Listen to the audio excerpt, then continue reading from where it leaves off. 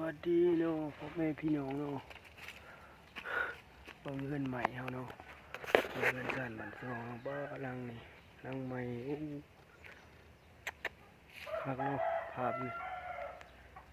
ไม่เอี่ยมสภาพทั้งลังก็ยังบ่ทันได้โบกได้ยังครับ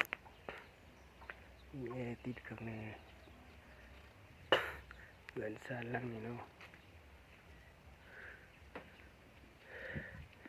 สิขายเนาะพี่น้องเนาะลัง400เมตรเนาะประมาณ300เมตรเนาะ300 ไป400สิขายเนาะสภาพเพื่อนยังเอี่ยมไม่เอี่ยมเนาะที่ดินนครปากสีเนาะที่ดินนั้นอยู่ในต้นนครปากสีนะบ้านใกล้ๆกับตัวเมืองเนาะ